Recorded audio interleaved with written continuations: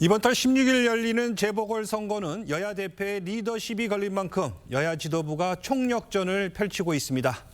내일부터 시작될 국정감사는 김건희 여사 의혹과 이재명 대표 사법 리스크가 격돌할 것으로 전망되는데요. 정치권 쟁점들 전문가분들과 하나씩 짚어보도록 하겠습니다. 네, 이현종 문화일보 논설위원, 송영훈 국민의힘 대변인, 김진욱 전 민주당 대변인, 성칠훈 민주당 정책위 부의장 나오셨습니다. 안녕하세요. 안녕하십니까? 첫 번째 주제 보겠습니다. 재보궐선거 분위기가 달아오르면서 여야 대표들의 날선 공방이 오가고 있습니다. 직접 한번 들어보시죠.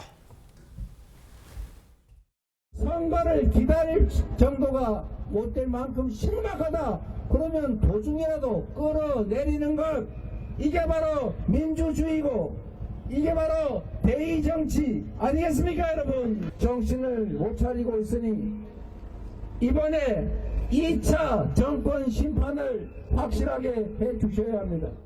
중앙정치의 문제, 더불어민주당과 이재명 대표의 막 나가는 행태를 마구 비판할 수도 있습니다. 그렇지만 지금 이 선거는 그런 선거가 아닙니다. 바로 여기 모이신 여러분의 현재와 미래의 삶을 결정하는 선거입니다. 우리는 그 얘기만 하겠습니다. 자, 들으신 것처럼 인천 강화군을 찾은 이재명 대표, 이를 못하면 도중에라도 끌어내려야 한다라고 얘기를 했습니다. 그러자 국민의힘에서는 대통령을 향한 탄핵 가능성을 공개적으로 시사했다, 이렇게 보고 있는데 어떻게 판단하십니까? 네, 이번 선거가 4개 기초단체장 선거인데 규모는 작지만 의미는 굉장히 커져버린 그런 선거가 된 것 같습니다. 그러니까 이재명 대표가 지금 끌어내려야 된다라는 자극적인 표현을 쓴 것은 아무래도 이번 선거를 정권 심판의 어떤 그런 프레임으로 가져가려는 것 같아요. 아시겠지만 기초단체장이라는 것은 그 지역의 어떤 이 군수라든지 구청장, 이 리더를 뽑는 거 아니겠습니까? 예. 근데 그 문제보다는 중앙 이슈가 이제 핵심적인 이슈가 돼버렸습니다. 이제 그러다 보니 이재명 대표 입장에서는 이번 선거를 어쨌든 간에 이 강화 같은 경우는 원래 이제 민주당이 좀 불리하다는 그런 선거였습니다. 현역 의원도 지금 국민의힘 의원이고 인천 중에서는 꽤 보수적인 지역이라고 알려져 있죠. 예. 그렇다 보니 결국 이제 이 정권 심판론을 어떤 면에서 보면 좀 선거 이슈로 가져가겠다는 측면이 있는 것 같고, 또 하나는 아무래도 이제 11월 달 15일과 25일에 연이어 이제 이 선거 관련된 재판과 위증교사, 이 재판의 선고 결과가 나오지 않습니까? 예. 그만큼 이재명 대표의 마음이 좀 급해지는 거 아닌가 싶습니다. 결국 정권이 지금 11월 달이면 이제 반환점을 도는데 벌써 이제 탄핵이라는 이런 이야기들, 왜냐하면 끌어내리는 수단은 결국 탄핵이라는 방법밖에 없지 않습니까? 그걸 아마 대표가 공식화했다는 거, 이거 자체가 꽤 큰 의미가 있는 것 같습니다. 그렇군요. 이재명 대표의 이 같은 발언을 국민의힘에서는 민주주의에 배치되는 반헌법적 도전이다, 강하게 비난했는데요. 대변인이 어떤 점에서 그런지 설명 좀 해주시죠. 이게 맥락이 있죠. 윤석열 대통령의 임기 1년차 때부터 민주당에서 공공연하게 탄핵을 이야기한 분들이 있습니다.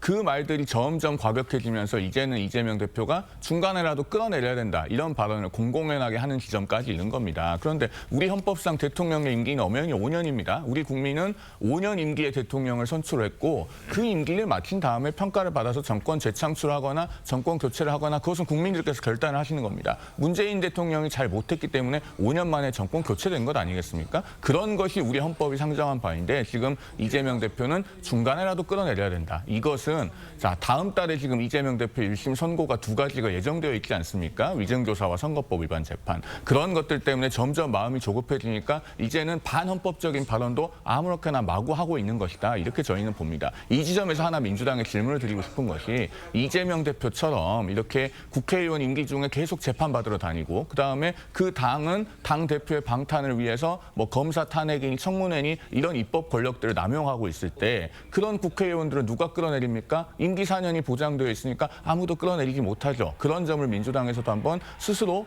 자문자답해 보시기 바랍니다. 민주당은 아직 이에 대해서 공식 논평은 없던데 어떻게 보셨는지요?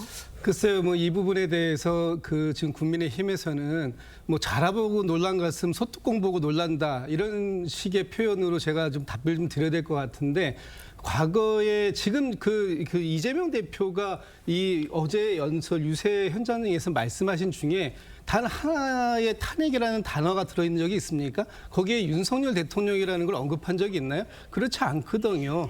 일반적으로 이 국민 그 대의민주주의 를 표방하는 우리 정치에서 잘못하면 심판받는 거 아닙니까? 그리고 어제 이재명 대표가 얘기한 거는 이번 그 재보궐선거는 2차 정권 심판이다 이렇게 얘기를 하고 있어요. 그러니까 심판 정권에 대해서 심판 잘하는 사람에 대해서는 앞으로 국민들께서 표로서 더 많은 일할 기회를 주실 것이고 잘못하면 중간에 표로서 그 사람에 대해서 심판하는 것 이것이 민주주의라는 그런 원론적인 얘기를 했는데 이것에 대해서 어디에서 반헌법적이라는 얘기를 할 수 있는가라는 부분에서 저 좀 의문이 있고요. 지금 우리 그 헌법에 대통령의 임기 보장되어 있죠. 그러나 또 한편으로 보면 헌법상 대통령도 잘못하면 법적으로 문제가 생기면 탄핵할 수 있는 그런 권리도 국민의 권리도 헌법에 보장되어 있다. 이런 측면으로 봤을 때 어제 이재명 대표의 얘기를 이 윤석열 대통령의 탄핵으로 확대 해석하는 것도 이 국민의힘에서는 오버하는 것이지만 지금 설령 그런 상황들이 올까봐 전전긍긍하는 모습 그런 부분들을 이재명 대표의 사법 리스크 때문이다 이렇게 오히려 그 반대적으로 해석하는 아전인수적으로 해석하는 것도 그것도 좀 저는 좀 온당치 않은 해석이다 이렇게 봅니다. 자, 아까 뭐 좀 전에 송 대변인도 얘기했지만 바로 이 이재명 대표가 결국에는 유죄 판결이 두려워서 탄핵몰이에 나섰다. 결국에는 11월 선고를 의식하고 이 선동에 나서고 있는 거 아니냐 이런 지적에 대해서는 어떻게 보십니까? 근데 윤석열 정부에 대한 국민들의 불만이 고조되는 것과 11월 선고에 영향을 주는 것과 무슨 상관관계가 있죠? 전혀 상관관계 없습니다. 우리나라의 사법부를 무시하는 발언이나 다름없다고 생각하고요. 우리 사법부는 윤석열 대통령에 대한 뭐 혹시나 탄핵의 분위기가 무르익든 말든 그것과 상관없이 법과 근거에 의해서 판결을 내릴 것이기 때문에 11월 재판과는 무관하다는 말씀을 드리고 싶고 그리고 이렇게 추진하는 이렇게 원래 아까 이재명 대표 말하지 않았습니까? 제2차 정권 심판을 해달라. 원래 선거에서 그 정권이 못하고 있을 때는 야당은 정권 심판론을 내세우는 거는 수십 년 동안 한국 정치에서 언제나 있었던 겁니다. 혹시나 정권이 잘하고 있을 때 선거가 열리게 되면은 정권 심판론이 아니라 정권 견제론을 내세우죠. 견제할 힘을 달라. 지금 정권이 잘하고 있고 뭐 인기가 많지만 우리는 견제를 그래도 최소한의 야당의 역할을 할 수 있는 힘을 달라는 견제론을 내세워야 되는데 지금 민주당이 정권 심판론을 내세우는 것 자체가 여당이 못하고 있다는 것이기 때문에 그거에 대한 반성을 하시는 게 우선이지 뭐 야당에 대해서 무슨 뭐 반헌법적이다 이런 얘기 하시기 전에 먼저 지금 대통령이 역대 대통령 최초로 본인과 아니면 본인을 둘러싼 아니면 본인 부인에 관한 특검법을 방탄하고 있는 최초의 대통령이라는 걸 그것부터 되돌아보는 게 우선일 거라고 저는 생각합니다. 네. 이에 대해서 지금 친명계 핵심이죠. 김민석 최고위원이 입장을 냈는데요. 국민의힘이 지금 왜곡하고 있다. 대의민주주의 일반론을 이야기한 것뿐인데 한동훈 대표가 혹시 그걸 원해서 그렇게 주장하는 거 아니냐 이런 입장을 냈더라고요. 아무래도 이제 민주당 입장에서는 탄핵이라는 문제를 너무 이제 당 대표가 공식화할 경우에는 정책 부담이 있죠. 예. 왜냐하면 이제 뭐 대통령의 어떤 이 판단한 게 우리가 또 대통령에 대한 탄핵의 기억이 있지 않습니까? 그렇기 때문에 많은 국민들이 그런 어떤 불행한 역사를 되풀이하지 말아야 된다라는 공감대가 있는 것이고요. 그런 상황에서 이제 이재명 대표가 저거를 탄핵으로 어떤 면에서 보면 좀 이야기를 한다는 것 자체가 아마 여러 가지 부담이 있어서 김민석 지금 최고위원이 조금 이제 전체적으로 좀 톤다운을 시키는 저는 그런 측면이 있지 않나 싶습니다. 어쨌든 이제 문제는 야당은 뭐 이 선거에서 정권 심판을 이야기할 수밖에 없습니다. 야당이라는 게 뭐 선거라는 게 당연히 그걸 표현하는 것인데 문제는 이제 국민들이 이 문제에 대해서 얼마나 공감하고 있느냐에 대한 문제겠죠. 선거라는 게 결국은 이제 국민들이 표로서 어떤 면에서 어느 쪽을 선택을 하는 문제 아니겠습니까? 그렇기 때문에 저는 여당도 정말 왜 저런 이야기들이 자꾸 나오고 저런 이야기들이 사실상 먹힐 수 있는지 이 부분에 대한 좀 판단과 또 반성이 저는 있어야 될 거라고 봅니다. 국민들 입장에서 정말 현 정부에 대한 비판을 많이 하고 있지만 그러나 그 비판에 대해서 정말 우리도 비판하고 잘하겠다라는 그런 답이 오고 있지 않아요. 그런 문제에 대한 국민적 분노가 자칫 이게 높아질 수가 있습니다. 그래서 저는 이번 재보궐선거가 여당에게 꽤 불리한 구도라고 저는 생각이 드는데 그렇다면 얼마나 여당과 정부가 이 선거에서 국민들에게 정말 반성하는 모습을 보여주느냐. 오히려 저는 거기에 여당의 어떤 방향에 초점이 맞춰야 되지 않을까 싶습니다. 알겠습니다. 자, 이 재보궐선거 관련해서 좀 이야기도 한번 나눠보도록 하겠습니다. 자, 부산 금정구청장 후보에 대한 야권 단일화 토론을 마친 민주당과 조국혁신당이 오늘 저녁에 이제 후보를 발표합니다. 자, 결과는 어떻게 전망하시고 또 어떤 의미가 있다고 보십니까? 지금 이제 부산 금정에서의 기초단체장 선거가 이렇게까지 주목을 받았던 적은 없었던 것 같아요.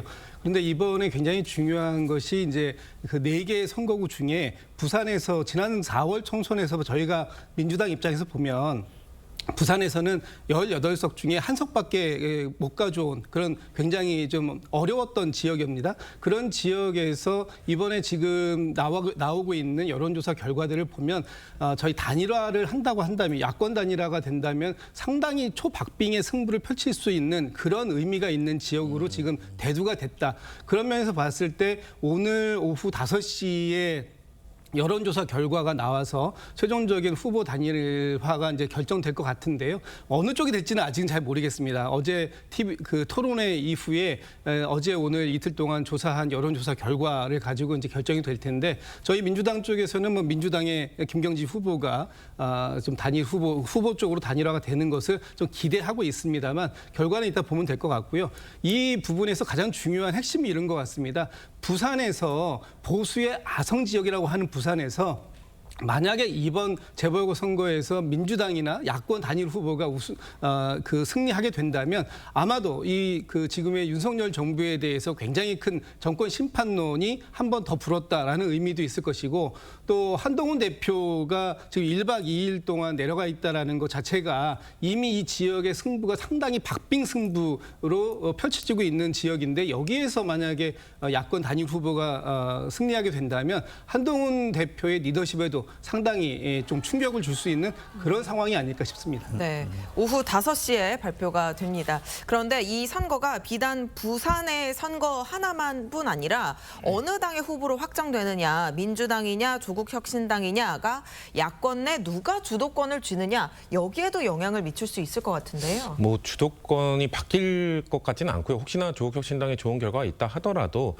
주도권을 바꾸기에는 지금 의석 차이가 뭐 좀 많이 큽니다. 그렇기 때문에 사실 이번 단일화 과정에서도 민주당이 좀 주도적 목소리를 냈던 이유는 거대 의석을 갖고 있고 혹시나 조국혁신당 후보가 되더라도 민주당이 이런 그 수십 년간 쌓여온 조직력이 동원되지 않으면 도움을 받지 못하면 되게 힘들기 때문에 그런 차원에서 민주당이 좀 주도적으로 그 단일화를 좀 이끌었던 것도 있기 때문에요. 다만 그런 건 있을 것 같습니다. 만약에 민주당은 저희는 지금 뭐 민주당 김경지 후보가 이길 것으로 예상을 하고 있으나 의외의 결과가 나올 경우 앞으로 뭔가 조국혁신당이 지금까지 사실 총선 이후에 총선에 의외의 선전을 거둔 이유로 사실상 생각보다 목소리를 못 냈다는 평가도 많았거든요. 하지만 그걸 좀 반전할 수 있는 그런 계기가 조국혁신당 차원에서는 좀 이루어지지 않을까. 하지만 야권 전체의 구도에는 그렇게 큰 영향을 주지 않을 것이라고 보고 있습니다. 알겠습니다. 지금 뭐 말씀하신 것처럼 야권 후보 단일화로 이 재보궐선거의 판도가 흔들릴 수 있다 이런 좀 전망이 나오고 있는데 국민의힘 쪽에서 봤을 때 구도 지금 어떻게 보고 계십니까? 저는 부산 금정구청장 선거는 크게 그렇게 달라질 것이 없다고 봅니다. 국민의힘 입장에서는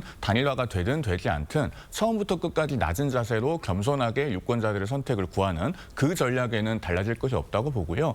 크게 3가지 점에서 영향이 제한적일 것을 봅니다. 첫 번째로 이 부산 금정구청장 선거는 국민의힘 소속 구청장에게 주책 사유가 있어서 발생한 선거가 아니고 구청장이 사망해서 발생한 선거입니다. 그다음에 두 번째로 아무래도 당세의 차이 때문에 민주당 후보가 단일 후보가 될 가능성이 높다고 보여지는데 그 김경지 후보는 2020년에 원래 총선 공천을 받았었습니다. 그런데 매우 이례적으로 공천이 됐다가 후보가 교체됐거든요.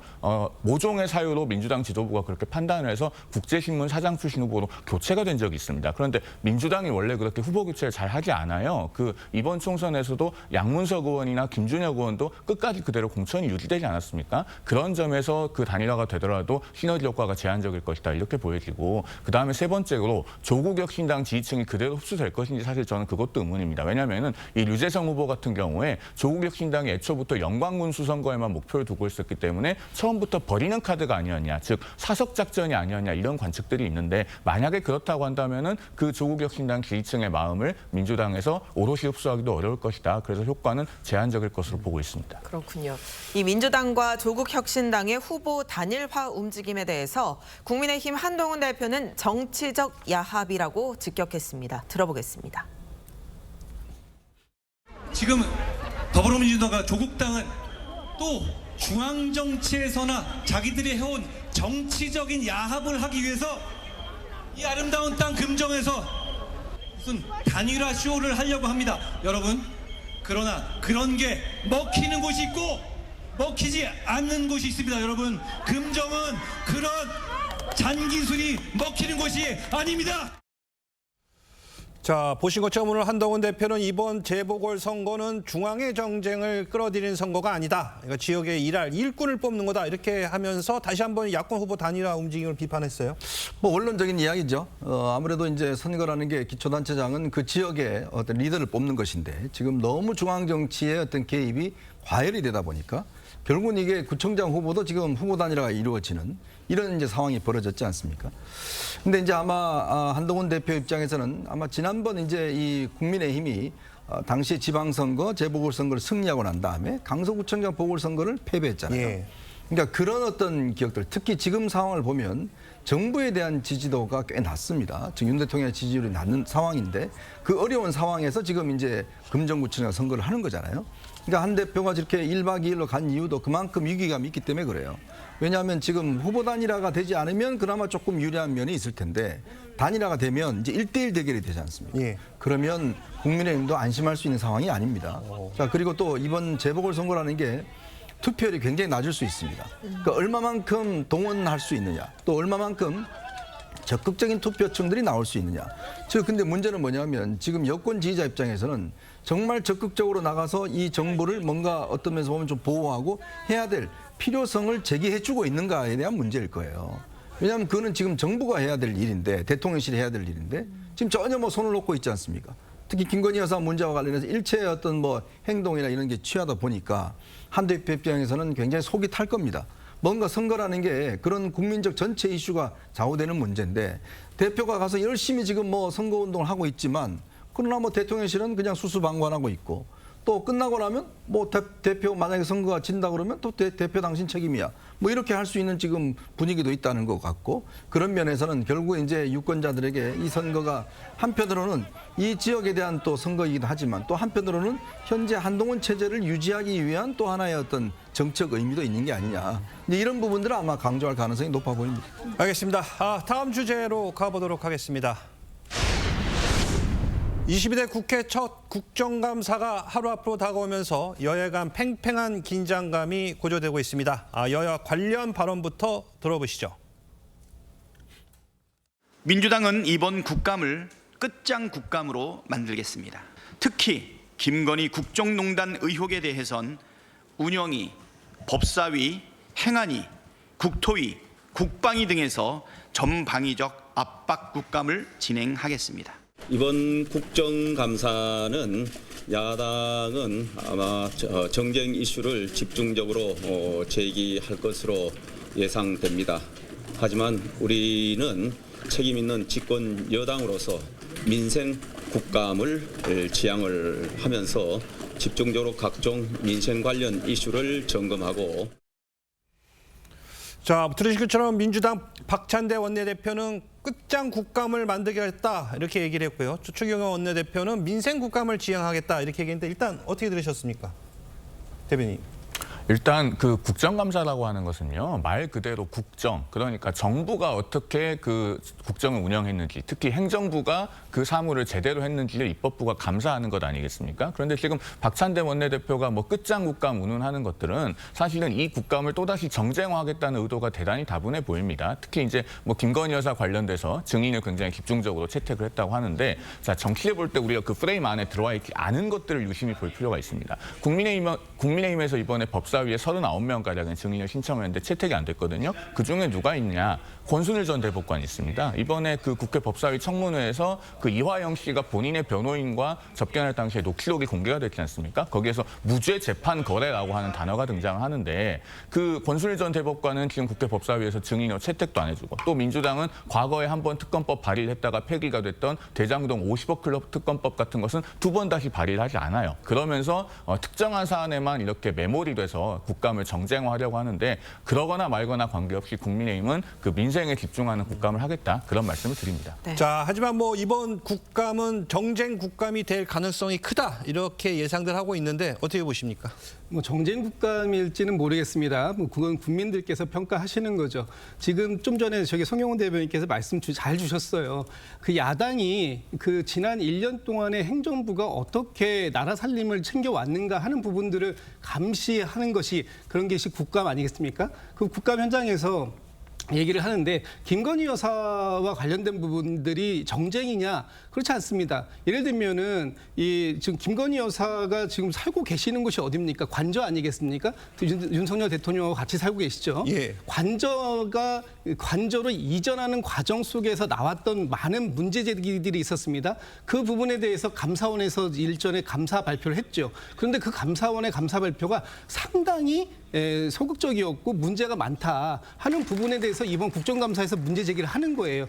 그러다 보니까 당연히 김건희 여사 문제가 다시 한번 거론이 될 수밖에 없는 것입니다. 좀 전에 추경호 원내대표께서 이렇게 말씀하셨죠. 이번 국민의힘의 국정감사는 민생 국감일 것이다. 민생 국감을 지향한다. 이재명 대표를 공격하는 것이 민생입니까?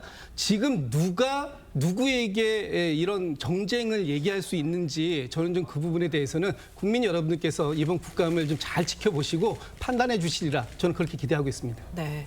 민주당은 지금 김건희 여사 관련 의혹을 정조준하면서 총공세에 나설 태세를 보이고 있는데요. 법사위 절반 이상 증인을 김 여사 관련 인물로 부르는 안건을 채택했고 또 김건희 심판본부까지 꾸렸습니다. 국민의힘 어떻게 대응해야 합니까? 우리가 동네 축구할 때 보면요. 공 하나가 던져지면 전부 다 거기로 몰려가요. 그 나머지는 뻥 뚫립니다. 그러니까 지금 저는 민주당이 하고 있는 게 동네 축구하고 있다고 봐요. 지금 왜냐하면 이 상임위 같은 데서도 김건희 여사 관련된 문제 제기 그 질문 안 하면 굉장히 혼난다고 그래요. 왜 다른 거 질문하냐고. 그러니까 그건 뭐냐면 이렇게 모두가 다 거기에 매달려 버리면 이제 지금 이번에 저는 중요하다고 보는 게 결국 국민들이 민주당이 수권 능력이 있느냐 없느냐를 판단하는 계기 아니겠습니까?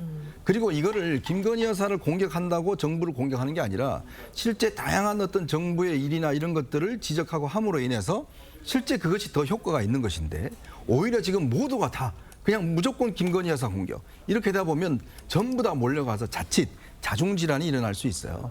거기다가 뭐 말 실수나 그다음에 팩트의 실수나 이런 게 나와버리면 오히려 더 패착을 이룰 가능성이 높거든요. 그러면 전 상임위에서 지금 보니까 굉장히 경쟁적으로 지금 뭐 예를 들어서 법사위 같은 경우는 정책내 위원장이 뭐 거의 선봉에 서서 지금 자신의 업적 과실을 위해서 그렇게 하는 것 같고 다른 상임위도 마찬가지고. 근데 그러다 보면 국민들의 피로감이 굉장히 높아집니다.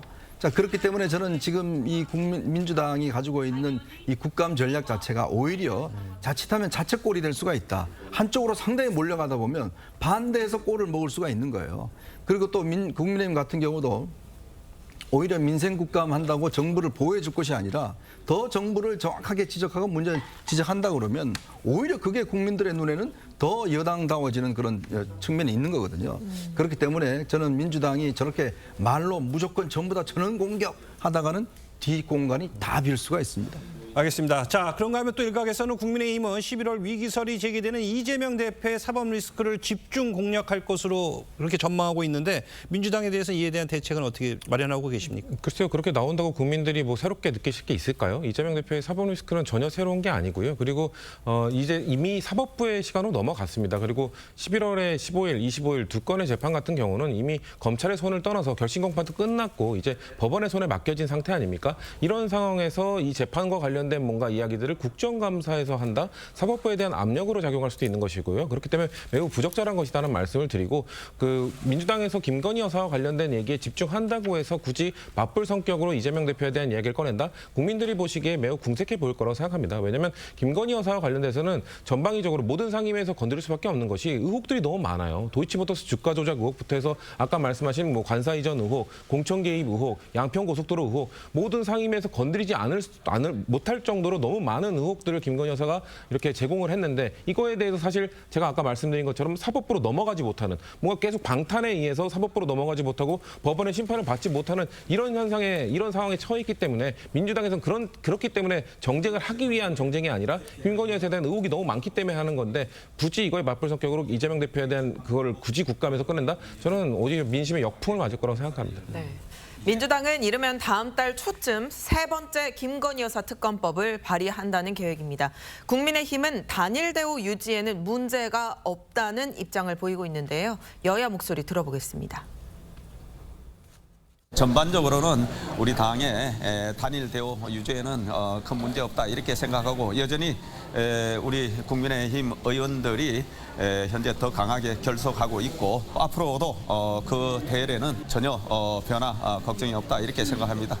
김건희 여사 관련한 의혹의 진상을 밝히기 위해 상설 특검도 특검법과 동시에 추진하겠습니다. 민심을 거역하면서 수사를 방해하는 것은 국민의 분노만 키우고 결국 정권의 몰락으로 이어질 게 명약관화합니다. 네, 박찬대 원내대표가 오늘 오전 기자회견에서 상설특검법도 동시에 추진하겠다라고 했는데 이럴 경우에 대통령 거부권 행사를 못한다면서요? 일단 상설특검이라고 하는 것은 우리나라의 특별검사의 임명에 관한 법률이라는 게 있습니다. 그 제도에 따라서 국회가 국회 결의로 상설특검 도입 대상으로 하면은 그것은 국회 결의이기 때문에 대통령의 제2요건 행사 대상은 아닙니다. 그런데 민주당이 만약에 이 상설특검을 하려고 하면은 현재 있는 특별검사 임명 등에 관한 법률과 그 하위 규칙인 국회 규칙대로 정말로 중립적인 특검이 추천되도록 하는 것인지 모르겠는데 민주당에서는 지난번에도 이 상설특검 얘기가 나왔을 때 국회 규칙을 뜯어 고치겠다고 했어요. 지금은 그 상설특검법에 보면은 7명으로 특별검사 추천위원회가 구성이 됩니다. 여야 2명씩 그리고 3명은 법원행정처장, 대한변협회장, 법무부 차관이 들어오게 되어 있어요. 그런데 지금 민주당에서는 그 국회 규칙을 고쳐서 그 여당은 특검 후보 추천위원회에 못 들어오게 하겠다는 얘기가 공공연하게 나왔거든요. 그러면은 기존에 제2요구돼서 부결되고 폐기됐던 그 특검 법안들과 마찬가지로 야당이 특검 후보를 정해서 결국에는 답정너식 특검을 하겠다는 것은 연장선상에 있다고 보입니다. 만약에 그런 방향으로 상설특검 제도를 또 악용을 하고 변형을 시킨다면 그것은 그것대로 또 국민들께서 판단하실 거라고 생각합니다. 알겠습니다. 그리고 민주당은 또 기존 법안에 담았던 이 공천 개입 의혹과 관련한 내용을 정당법 위반으로 바꿔서 적용하겠다 이런 계획이라고 하는데 이건 어떤 의도가 담겨져 있는 겁니까? 왜냐하면 이제 정당의 어떤 공천 과정에 어떤 제3자가 개입할 경우에 뭐 여러 가지 또 이게 뭐 대통령도 개입할 수 없는 부분이고요. 명확한 규정이 되어 있습니다. 근데 저는 이제 지금 민주당이 자꾸 더 센 특검 이야기를 하잖아요. 근데 이번에 정부나 그다음에 여당이 이거를 거부한 이유가 뭐냐면 굉장히 위헌적이라는 거잖아요. 왜냐하면 특검의 선정 자체가 민주당과 조국혁신당이 사실상 특검을 임명할 수 있도록 돼 있어요. 근데 예전 특검을 보면 그렇지는 않습니다. 즉 어떤 여러 가지 아까 이야기했던 뭐 대법원이나 그다음에 변협이라든지 이런 데서 구성을 해서 추천을 하면 대통령이 이제 선임하도록 돼 있어요. 근데 오히려 민주당이 제가 거듭 말씀드리지만 정말 특검을 통과시킬 수 있다면 그렇게 국민들 누구나 봐도 좀 합리적인 특검, 그다음에 어떤 수사의 어떤 특검이란 그렇지 않습니까? 아주 수사 범위를 좁혀야 됩니다. 특검이라는 게 수사를 무한정 넓혀버리면 그 검찰이지 특검입니까? 아니거든요. 특별은 특별한 검사, 즉 어떤 특정 사건에 대해서만 집중해서 하는 게 특검이잖아요. 그럼 그 의미에 맞게끔 특검을 한다 그러면 아마 국민의힘도 그렇고 대통령실도 그렇고 거부할 수 있는 명분이 약하고 국민들도 상당히 그 부분에 대해서는 동의를 할 텐데 문제는 자꾸 본인들의 어떤 내부적인 어떤 집단 사고 때문에 조금이라도 누군가가 뭐 타협적으로 조금 하자 그러면 바로 이제 지금 뭐 배척되는 분위기다 보니까 점점 더 센 걸 이야기해야지만이 지지층들에게 어떤 호소력이 있는 거 되다 보니 이게 제가 볼 때는 오히려 더 패착이라는 거죠. 이렇게 되면 여당도 거부할 수 있는 명분이 계속 쌓이는 거 아니겠습니까? 네. 그러면 통과 안 되는 겁니다. 네. 그러니까 전략 자체를 제가 볼 때는 바꿔야 되는데 아마 내부 분위기가 바꾸기는 어려울 것 같습니다. 네.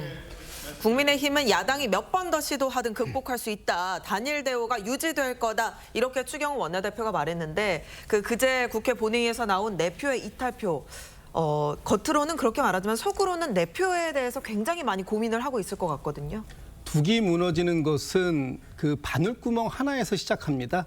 지금 그 국민의힘이 이번에 김여사 특검법 이 부분에 대해서 당론으로 부결 처리를 하자라고 얘기했습니다만 그럼에도 불구하고 4표의 이탈표가 나왔다. 이런 것은 뭐 국민의힘 내부에서도 이것이 어떤 경고성 의미가 있는 거 아니냐 이런 해석이 나올 정도로 이 부분 이번까지는 어떻게 막았을지 모르겠지만 과연 다음번에도 막아낼 수 있겠느냐 하는 부분들에 대한 의구심들이 나오고 있는 것이고요.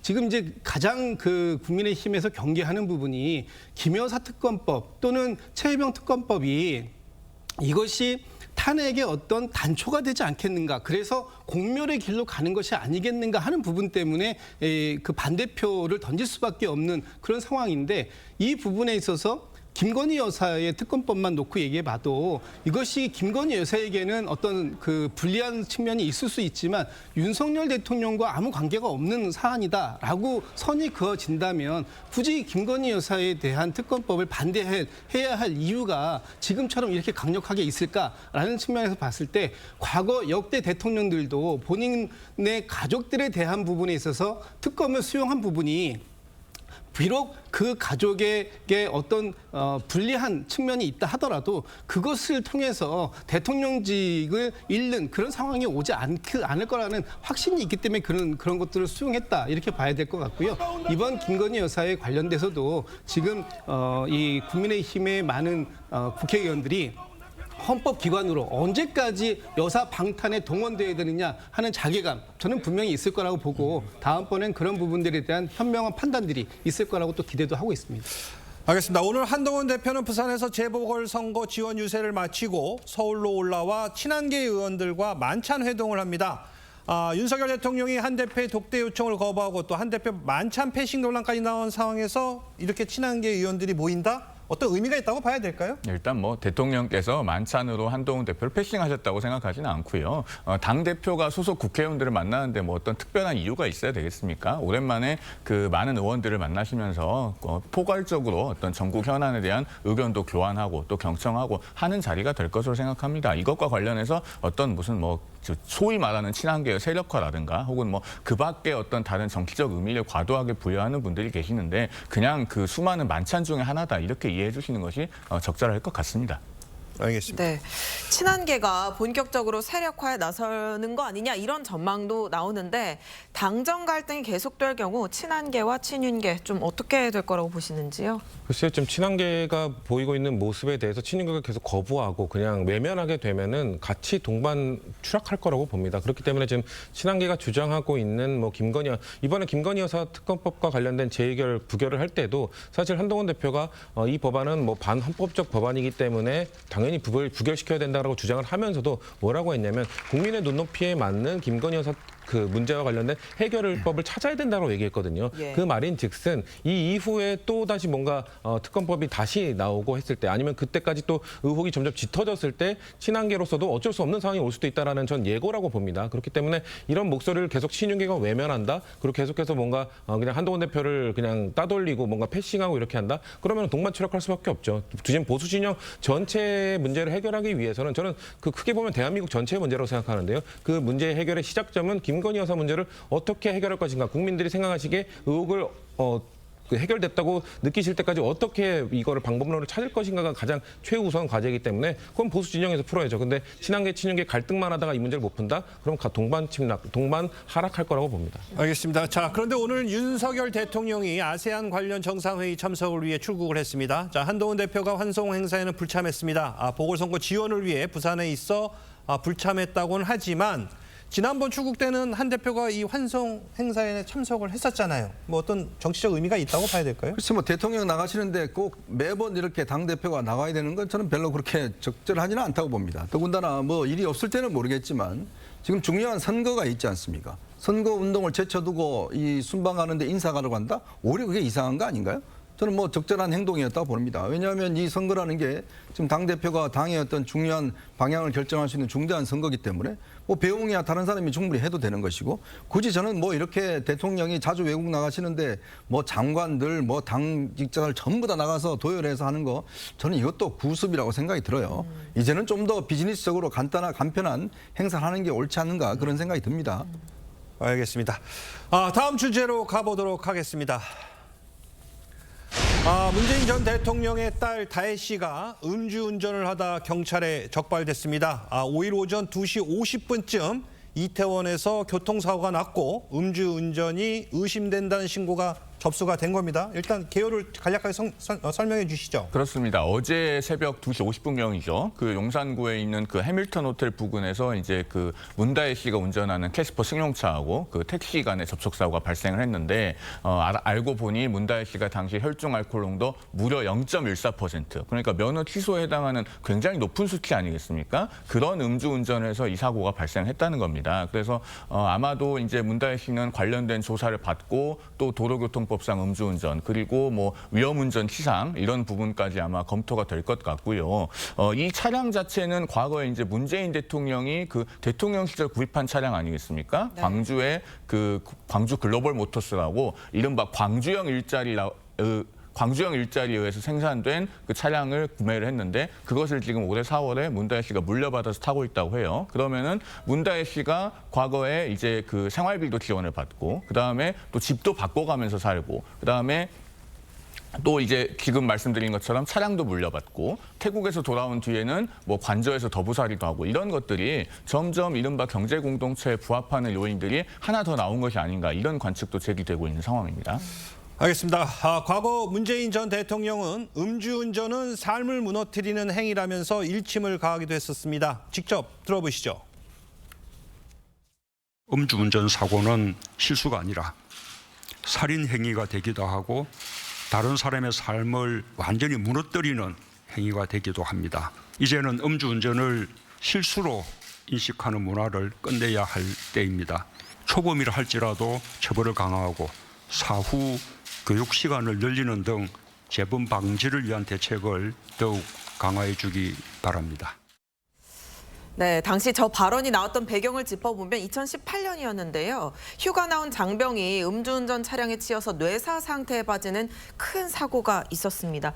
지금 다시 들으니까 그래도 딸 다혜 씨 음주운전과 연관을 안 지어볼 수가 없을 것 같습니다. 그렇습니다. 지금 그 당시에 2018년도에 문 전 대통령께서 저 발언을 하게 된 그 배경을 보면 이 그 휴가를 나온 장병이 음주운전 차에서 차량에 치여서 뇌사 상태에 빠진 상황이 있었고 그 부분에 대해서 국민청원이 이제 그 친구에 의해서 들어와 있었던 상황이었고 그거를 갖다가 문 전 대통령께서 당시에 이제 10월 달이었는데요. 청와대에서 열린 수석 보좌관 회의에서 방금 전에 저런 말씀을 주셨던 겁니다. 그러니까 지금 저 말씀이 있지 않더라 하더라도 지금 우리 사회에서 요즘에도 계속해서 음주에 의한 각종 사건 사고들이 많고 특히 이 사망에 이르게까지 되는 그런 사고들이 많이 발생했지 않습니까? 그런 상황들이 생겼을 때 결국은 국민들께서 그 걱정할 수밖에 없는 상황이고요. 지금 이 상황은 어떤 상황 누가 어떻게 얘기를 한다 하더라도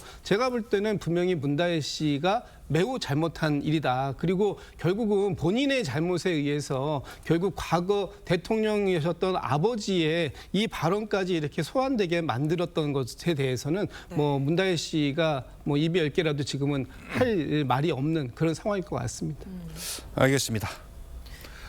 국민의힘에서는 이 거짓과 위선은 다 드러나게 돼 있다. 이렇게 또 비판이 이어지고 있습니다.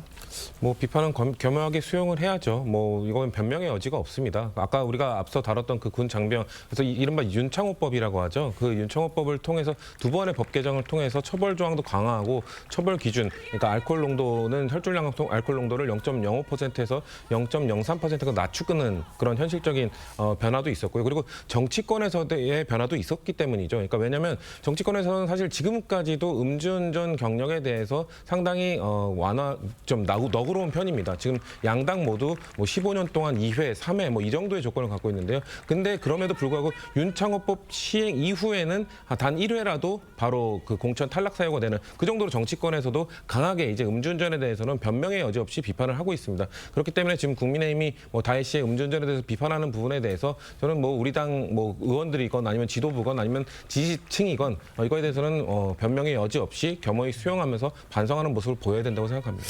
자, 지금 뭐 얘기를 해주셔서 그런데 지금 그 재밌는 게 이 다혜씨 음주운전에 대해서 이 문 전 대통령 지지자들 사이에서는 검찰이 괴롭혀서 그런 것이다라고 얘기를 하고 있고, 반면에 이 이재명 대표 지지자들은 이 검찰에 시달리면서도 굳건한 이재명 대표를 봐라 이러면서 또 다혜씨를 겨냥하고 있거든요. 이 지지층들의 반응은 어떻게 봐야 될까요? 참 모든 것들을 자꾸 이제 자신들의 어떤 유리한 측면을 가지고 이제 해석을 하려고 하는 것 같아요. 근데 이거는 이제 아마 뭐 이유야 어떻든 간에 사람들이라는 게 뭐 다 아마 고민이 있고 어려움이 있겠죠. 그렇지만 그렇다고 해서 음주운전을 하지는 않습니다. 자, 문다혜 씨가 뭐 최근에 여러 가지 관련된 지금 조사를 받고 있고 검찰의 수사를 받는 상황이라는 거는 뭐 다 국민들이 알고 계실 테니까요. 뭐 그렇다고 해서 이게 음주운전을 하라는 건 아니거든요. 그러니까 그거는 별개의 문제인 것이고, 특히 이제 새벽 한 2시 뭐 30분요? 거의 뭐 새벽 3시 가까이 이렇게 음주를 했다는 것 자체. 네. 저는 그 자체부터가도 그렇고, 본인이 지금 뭔가 수사를 받고 있고 이게 지금 자신의 부모에게도 영향을 미치고 있다 그러면 당연히 전직 대통령의 어떤 자녀로서 좀 더 어떤 이 상황을 좀 조심해야 될 텐데, 그럼에도 불구하고 이런 행태를 했다는 거. 더군다나 음주운전은요, 저는 습관이라고 봅니다. 이게요, 우리가 음주운전은 진짜 음주를 하면 절대 이 핸들을 잡지 않는 거는 이거는 정말 몸에 배인 습관이거든요. 근데 또 보면 음주를 하면 꼭 핸들을 잡는 분들이 있어요. 네. 그러니까 무의식적이든 무의식이 않든 간에 이제 그런 것들이 과연 우리가 수신제가라고 그러지 않습니까? 문 대통령이 저렇게 대중적으로 국민들에게 강조했는데 과연 자신의 자녀들에게 과연 이런 문제에 대한 어느 정도 각인을 했는 것인지, 뭐 그것도 한번 되돌아봐야 될 문제 아닌가 싶습니다. 네.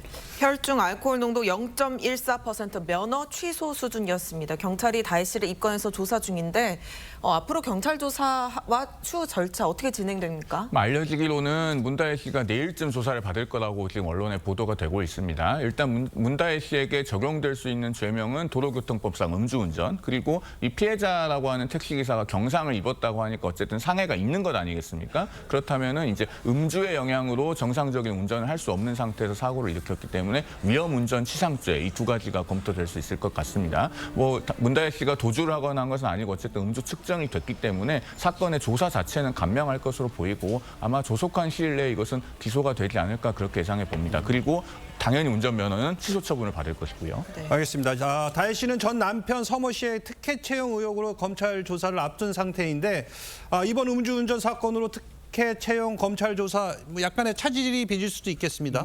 그럴 가능성은 거의 없다고 봐야죠. 왜냐하면 이 지금 좀 전에 송 변호사님께서 말씀 주셨던 것처럼 이 부분에 대해서는 뭐 답이 간단해요. 또 명확하게 현장에서 있었던 상황들이 다 기록이 되어 있고, 또 그 음주 그 혈중 알코올 농도라든지 이런 부분들이 이미 다 나와 있는 상황 아닙니까? 그렇다면은 이거는 뭐 경찰 조서를 뭐 그렇게 오래 받을 일도 아니고요. 바로 이 부분에 대해서는 뭐 책임 처벌은 뭐 끝날 것 같고, 그렇다고 지금 이제 문제가 되는 것은 지난 8월 말에 있었던 이 전 남편인 서모 씨에 대한 특혜 채용 의혹이라든지 이런 부분들에 대한 지금 이제 그 부분들을 검찰이 압수수색하고 압수물을 분석 중에 있지 않습니까? 그 부분에 대해서 이제 조만간에 아마도 뭐 이번 달 내게 되겠죠. 10월 달 내로 그 검찰에서 소환이 있을 예정인 것 같고요. 그 소환에 따라서 문다혜 씨가 잘 적극적으로 대응하면 뭐 되지 않을까 싶습니다. 알겠습니다. 지금까지 정치권 쟁점 짚어봤습니다. 감사합니다. 감사합니다.